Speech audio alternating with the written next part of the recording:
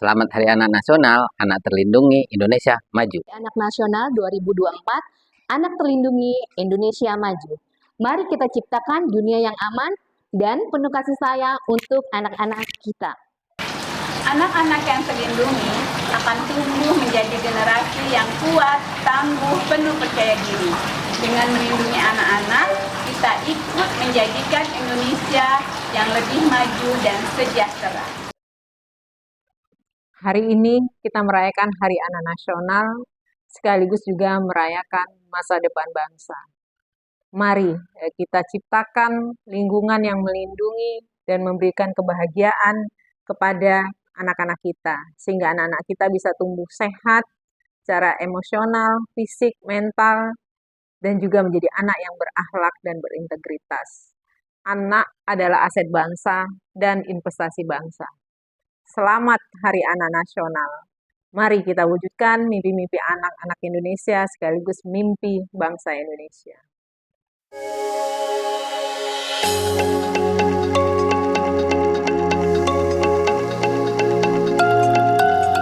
Halo Sobat Jiwa, ketemu lagi dengan Pokemon, podcast kesehatan mental dan emosional. Hari ini kita memperingati Hari Anak Nasional dan tema tahun ini yaitu Anak Terlindungi Indonesia Maju.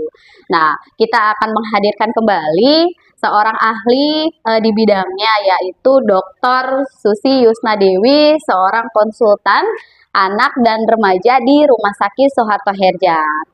Nah, kita langsung ini aja ya, perkenalan dengan Dokter Susi, walaupun pasti teman-teman sudah pada tahu nih Dokter Susi ini karena podcast yang kemarin juga bersama beliau. Oke, selamat pagi dokter. Pagi. Kita kembali Salam lagi sehat, ya dok ya. Nah, hari ini kita beda tema nih dok ya, karena memang dokter ini sudah ahli ya di bidang anak dan remaja. Hari ini kita memperingati Hari Anak Nasional nih dok, dengan tema Anak Terlindungi Indonesia Maju, yang mana kita ketahui ya dok, akhir-akhir ini memang banyak kasus anak-anak tuh tidak dapat terlindungi, bahkan dengan keluarga atau orang tua mereka sendiri ya dok. Jadi ada beberapa kasus yang mungkin memang dok, mengguncang mentalnya si anak ya dok ya. Nah, menurut dokter sendiri nih dok, kalau Hari Anak Nasional ini apa arti penting dari Hari Anak Nasional menurut dokter tuh apa dok? Ya, jadi Hari Anak Nasional memang diperingati setiap tahun sekali. Ya, harapannya adalah supaya masyarakat itu tuh aware ya, jadi sadar bahwa betapa pentingnya anak ya. Nah, jadi anak itu kan aset ya. Iya. Anak itu adalah aset bangsa. Benar. Ya, jadi bangsa itu maju dengan anak gitu ya, dengan anak yang maju Dengan gitu anak kan. yang maju, benar. Nah, tema hari anak sekarang ini adalah anak terlindungi dan Indonesia maju. Jadi sesuai ya. Jadi anak bukan hanya terlindungi tapi juga memang anak sehat mental gitu ya. Terlindungi, sehat mental, sehat jiwa, dan sehingga menjadikan bangsa yang maju. Apalagi sekarang ini kan kita lagi menuju Indonesia Emas tahun 2045. Nah, itu yang harus memang kita sadari dari sekarang. Oke. Dok, tanggapan dokter nih melihat tema Anak Terlindungi Indonesia Maju berkaitan dengan kesejahteraan mental dan anak-anak itu seperti apa dok? Ya, jadi kalau dulu sekarang ini kan kita tahu lagu kebangsaan Indonesia Raya. Iya. Sehat bangunlah jiwaku, bangunlah ragaku. Jadi kan mental itu utama sebenarnya. Benar. Mental dulu baru sehat jiwa, sehat raganya Jiwa dan gitu kan. raga. Jadi jiwa itu adalah nomor satu sebenarnya. Kalau mereka mempunyai sehat jiwa, sehat mental, maka raganya bagus. Benar. Nah, secara otomatis mereka menjadi anak yang produktif gitu, yang diharapkan nanti mereka akan produktif. Berarti harus jiwanya dulu. Jiwa ya, dulu dok, disehatkan. Ya. Benar. Dok, indikator utama apa sih dok yang menunjukkan bahwa seorang anak merasa terlindungi secara emosional dan mentalnya? Ya. Jadi indikator anak dengan sehat mental gitu kan apa ya? Jadi anak itu merasa bahagia, Bahagia. merasa nyaman, gitu kan, tidak murung, tidak pernah sedih, atau tidak marah berlebihan, tidak emosi berlebihan, datang ke sekolah dengan bahagia, dengan nyaman, gitu kan, dengan ketawa-ketawa. Maksudnya ketawanya bukan berlebihan ya, Iya. jadi dengan bahagia lah, gembira. Pulang ke rumah juga dengan gembira. Nah, seperti itu. Jadi, gambaran anak yang sehat mental adalah seperti itu. Dengan anak yang sehat mental seperti itu, akan bisa menerima pembelajaran di sekolah, bisa menerima pembelajaran di rumah, sehingga mereka juga mengerjakan sesuatu itu dengan baik ya, Benar. dengan baik dan akhirnya menjadikan mereka itu anak yang produktif. Nah, kalau mereka terlindungi ya kan secara mental, dalam arti kan terlindungi secara mental, maka mereka juga akan produktif, Iya, benar. terampil, dan Indonesia akan maju, gitu kan? Berarti memang sangat berpengaruh ya, Dok, Ya, mentalnya anak-anak itu ya. ya. Nah, Dok, sebagai seorang psikiater anak nih, Dok, peran dokter itu dalam memastikan anak-anak terlindungi dan merasa aman tuh bagaimana, Dok? Ya, peran kita sebagai ahli kesehatan jiwa lah, ibaratnya, apalagi saya ahli kesehatan jiwa anak ya. Setidaknya kita yang pertama harus perhatikan adalah yang pertama anak dalam kondisi normal, dalam ya mereka tidak ada masalah dalam tumbuh kembangnya gitu, tidak ada masalah dalam disabilitas mentalnya gitu kan. Itu kan seperti kan anak normal. Tapi normal itu bukan berarti dia sehat secara jiwa juga. Nah, itu yang harus memang kita juga screening. Screening ya, Dok. Nah, oleh karena itu sekarang ini memang kita dari Perhimpunan Kedokteran Jiwa Indonesia juga akan melakukan screening untuk anak-anak yang bermasalah dalam gangguan fungsi sehari-hari. Oh, gitu. Ya, misalnya gangguan fungsi sehari-hari itu bagaimana mereka berinisiatif, bagaimana mereka mengatur diri, bagaimana mereka menyelesaikan masalahnya mereka. Sekarang ini kan banyak anak-anak yang dibully Iya, atau dibully. dia jadi pembuli Benar. gitu kan. Nah, itu kan sebenarnya bagaimana mereka itu berhadapan dengan dirinya sendiri sebenarnya. Mereka tidak kuat untuk menghadapi diri sendiri. Dalam arti tidak punya kekuatan mental yang baik atau resiliensi yang baik. Nah, itulah sebenarnya yang tugas kita sebagai ahli kesehatan jiwa, bagaimana membuat anak-anak sekarang ini menjadi tangguh mentalnya atau mempunyai resiliensi, ketangguhan mental yang baik gitu. Iya, tadi menyikapi dokter yang anak trauma ya, Dok. Sebenarnya benar banyak saat ini banyak kasus anak-anak mengalami trauma akibat bully ya, Dok. Dan mungkin masih banyak kasus-kasus yang lain. Nah, untuk kasus-kasus tersebut yang dialami anak ini nih, Dok, pendekatan sebagai psikiater tuh seperti apa ya, Dok? Ya, yang pertama adalah mereka harus bisa mengenali dirinya. Mengenali diri. Ya, mengenali dirinya, mengenali perasaannya, mengenali emosinya. Nah, dari situ mereka belajar untuk kenal dirinya dan bagaimana mereka mengendalikan dirinya, mengendalikan emosinya. Terus kemudian bagaimana mereka ketika menerima ketidaknyamanan, misalnya bully gitu kan, bagaimana mereka menghadapi tidak nyaman, ya kan? Dan itu yang harus dilatih. Kan tidak mesti mereka tuh harus nangis, tidak mesti mereka tuh harus sedih gitu kan. Mereka harus mengenali diri dan mengenali orang juga. Mengenali orang bahwa teman-temannya tuh tidak sama dengan mereka gitu kan. Terus mereka harus bisa menerima juga.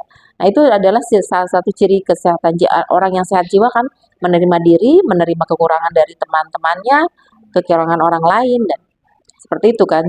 Berarti itu bisa jadi salah satu pembentukan karakter dari si orang tua ya, Dok ya? Iya, Untuk makanya si sebenarnya semuanya itu kekokohan itu sebenarnya dari orang tua dan dari sekolah. Dari sekolah ya, Dok. Karena banyak kasus sekarang ini bully itu terjadi di sekolah ya, Dok ya. Bully itu terjadi ketika ada yang membuli dan ada yang mau dibully gitu kan. Yang bully ada ya. Ada dua gitu. Ada dua. Kalau misalnya yang anak itu si pembuli gitu ya. Yang maksudnya si pembuli ada, tapi anak yang mau dibully juga kuat mentalnya, malah dia cuekin. Nah, kemudian nggak bakalan terjadi kecuali bully fisik ya. Di tengah jalan misalnya sepi, nah itu lain ya, itu lain. Tapi kalau misalnya bully verbal, kata-kataan di sekolah itu sering terjadi. Nah, itu kan bisa dilawan. Dan anak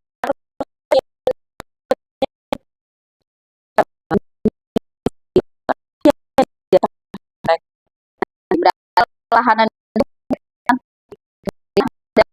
di sekolah bersama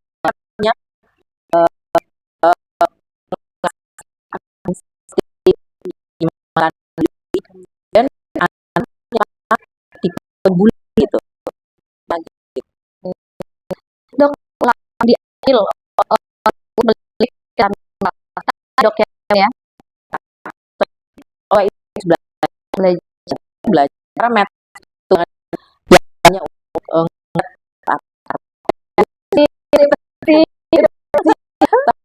itu ada parenting banyak saya aja sering parenting sudah banyak Instagram banyak banget. Nah orang tuh kita sebagai media harus sering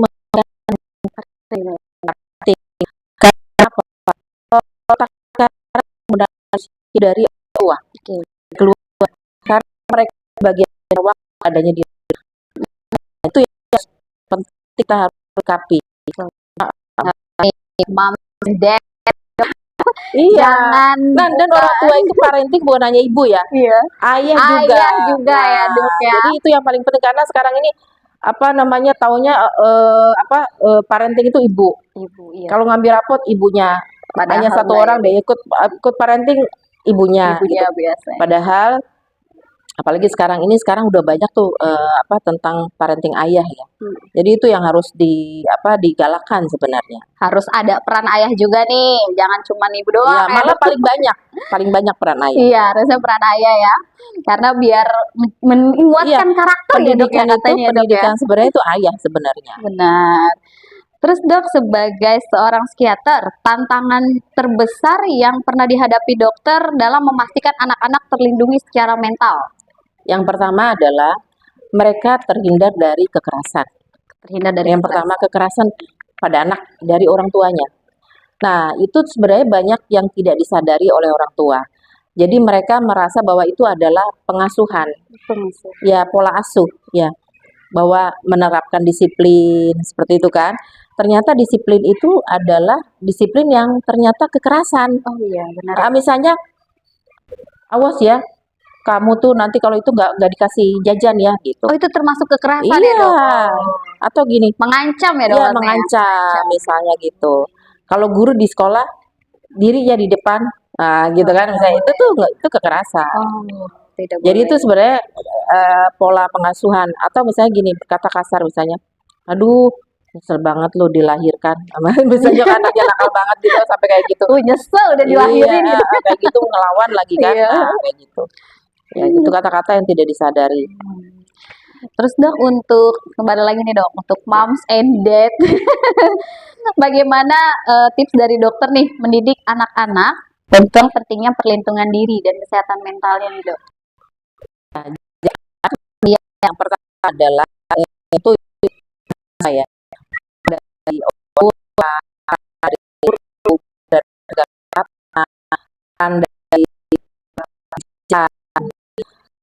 semua. Ini kan hanya yang takut karena yang tapi juga siap semua sebenarnya menangis sebenarnya anak-anak yang maksudnya kurang beruntung dalam arti anak itu karena tinggi kan juga tinggi itu yang kita sering yang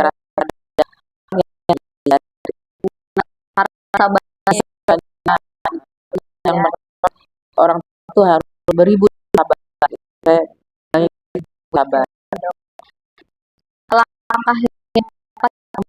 agar hidup sehat mental yang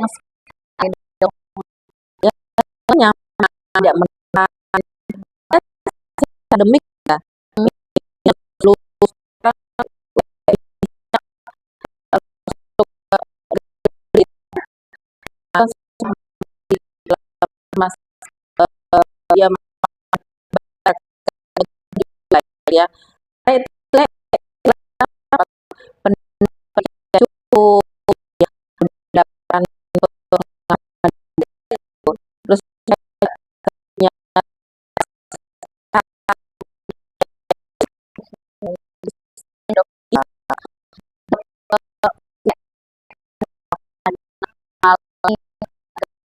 kesehatan mental atau yang terkena apa yang dilakukan orang tua, dan setiap dok sih itu mengalami dan gampang bisa ngurus atau imunnya berlebih kan sudah mulai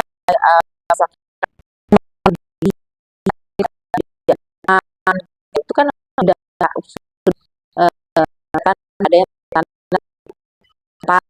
itu dibawa ke para profesional kesehatannya. Nah, yang paling perlu diperhatikan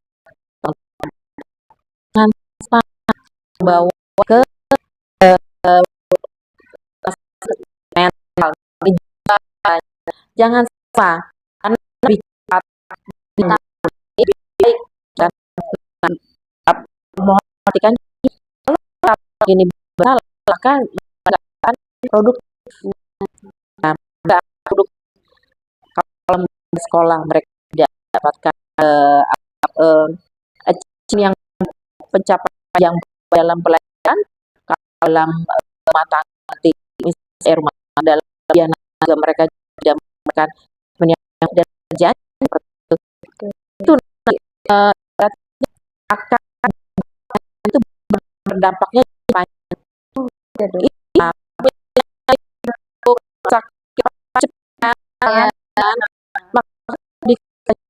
kos yang besar adalah kesehatan jiwa.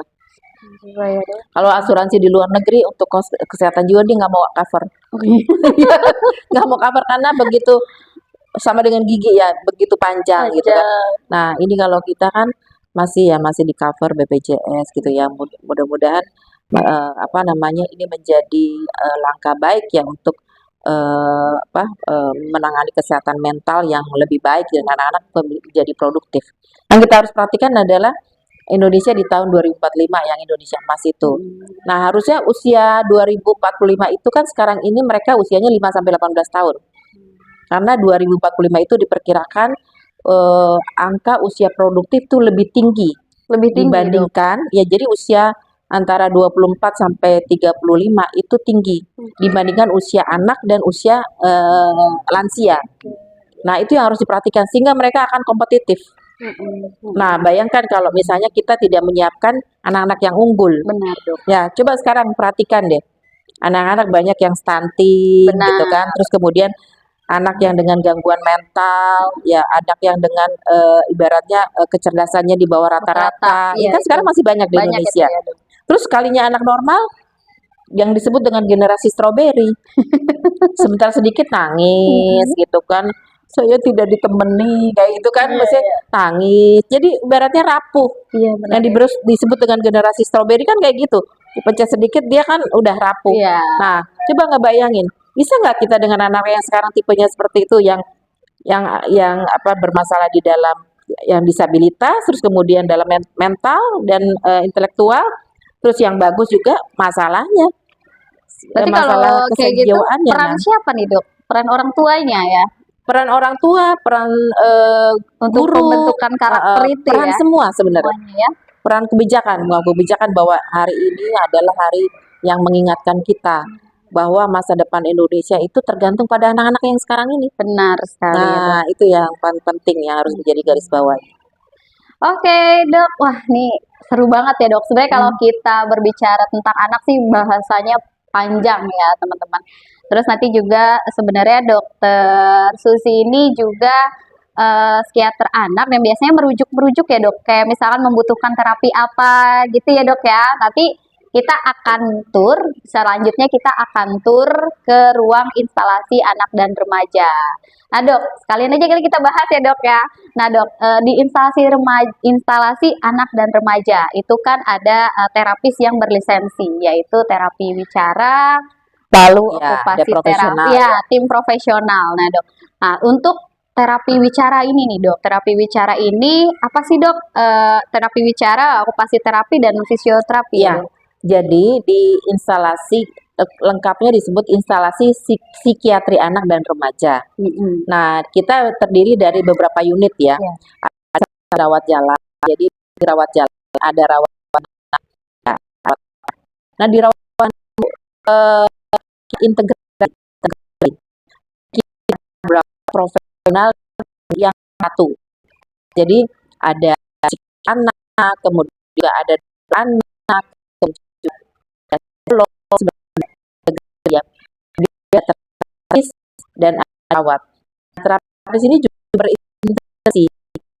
Jadi ada terapis secara operasi, terapis motorik. Kemudian kita ada sendiri yang disebut sebagai unit biru. Nah, kuas itu sebenarnya bikin unit betul mereka latih untuk diri yang setelah melewati mandiri dari hidup mereka yang kelompok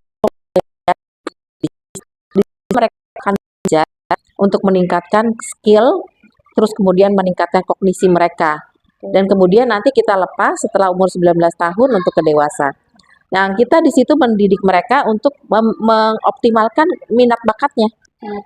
Ya, minat bakatnya. Jadi, nah dari situlah mereka nanti setelah keluar dari instalasi psikiatri anak itu mereka kita harapkan adalah mempunyai keterampilan-keterampilan untuk bekal hidupnya nanti. Nah, itu yang kita sangat harapkan di sini kerjasama dari lintas sektor ya. Jadi lintas profesional di sini.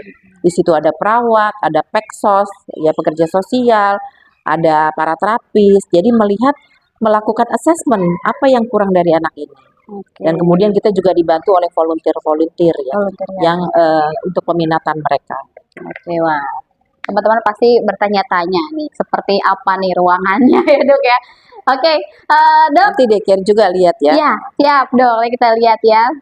Jadi nanti bisa ya Dok ya, kalau misalkan ada yang membutuhkan, bisa konsultasi ke Dr. Suzy Yusna Dewi yang ada praktik di Rumah Sakit Soeharto Herja. Ya. Oke Dok, terima kasih untuk Pokemon gitu ya, podcast kesehatan mental dan emosional.